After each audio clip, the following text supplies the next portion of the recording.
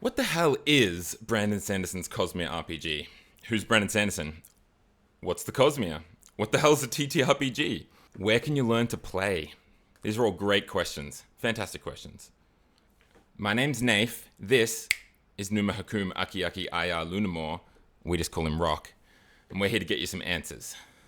For anyone not familiar with Brandon Sanderson, somehow, he's probably the most successful modern fantasy author.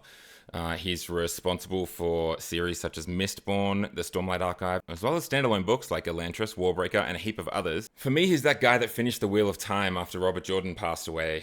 He did a great job of it, in my opinion. Good enough that I was then keen to read the rest of his books, which I have since done.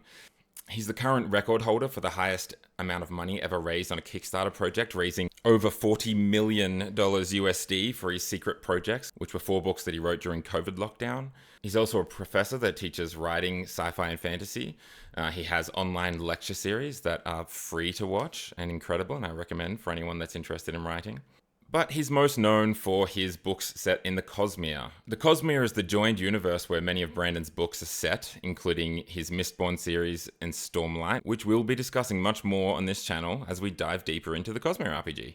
As far as what a TTRPG is, I believe everyone's heard of Dungeons & Dragons. That's the most famous example of a TTRPG, but essentially it's a framework where a group of friends can get together and tell a story. You have a game master who's the referee and storyteller, and they facilitate the game, and around 3 to 5, usually 3 to 5 players that have their own character that lives in the story. The Cosmere RPG is no different to this, except, of course, that it's set in the Cosmere.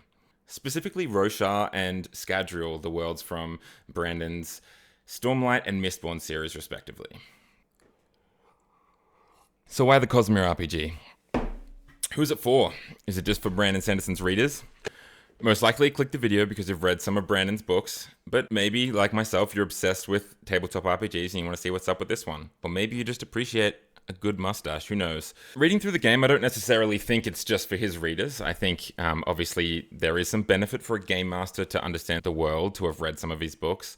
But there's plenty here for non-readers as well, and I think that, much like many TTRPGs, once you learn the setting a little bit, and you understand what your particular character can do, there's no reason that you would have to be a reader. In saying that, there will be 2 pre-written adventures available on the release of the game. There's Stonewalkers and there's Mistborn Legacy, each of them set respectively within Roshar and Scadrial, the worlds from Stormlight and Mistborn. And to be clear, these are considered canon within the Cosmere. Brandon's taken part in some of the writing. There are unique characters that are created by him and the team.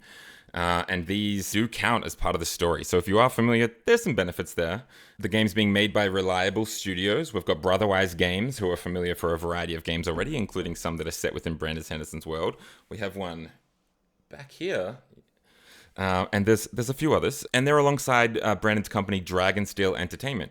It seems to be made by people that are genuinely invested in both the Cosmere and TTRPGs. The mechanics of the game are really solid.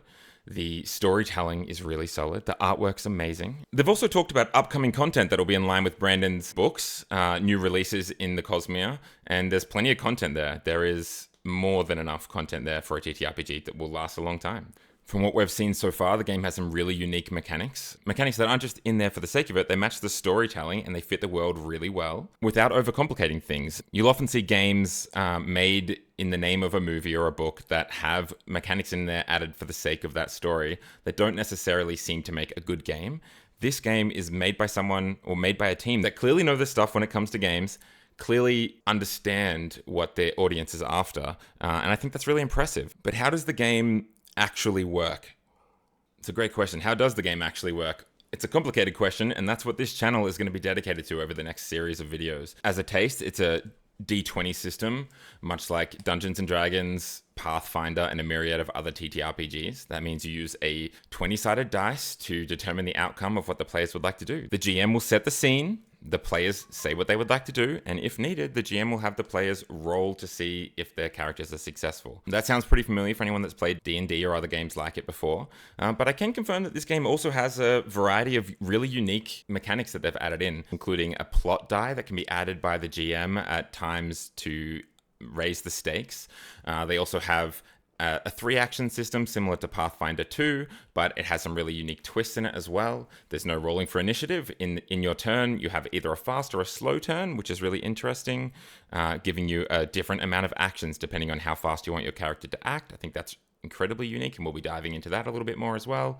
Characters will have abilities and talents that are tied to your core attributes, not indifferent to D&D itself, of which there are 6. Your core attributes are also tied to the spiritual, the physical, and the cognitive realms as well, which is really interesting, including the character's defense. So unlike a lot of other games that use armor class or a similar system, you actually have different defenses depending on the ability that's being focused by the enemy. Your characters have resources, including investiture, which will be familiar for those that have read further into the Cosmere, as well as focus points, which will be used for a lot of things. If you're a character more like Adolin or another character that doesn't use magic in the system, which is totally fine and available in this game.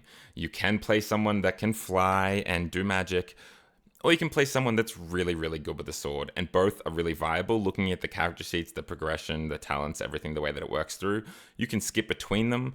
You're not locked into the one type of character. You can start off as someone that's a duelist, maybe really good with a sword, and they end up gaining a Spren and becoming a Radiant. You have the choice of different Radiant orders. You might be a scholar that can do battlefield healing. You might be an Artifabrian that uses Fabrials, essentially magic items from the world for your character to create. You can also get shard blades and shard plate, and we'll be making videos diving into how those work in the game. Really interesting mechanics around that. Those familiar with the world will understand that a shard blade is not just some normal sword, and there are mechanics that align pretty well to that, I think. All right, where can you learn more? I think this is the place. You're in the place. So make sure that your notification bell's turned on. Hit the subscribe. Don't like the video. We don't do that around here. Under no circumstances like the video.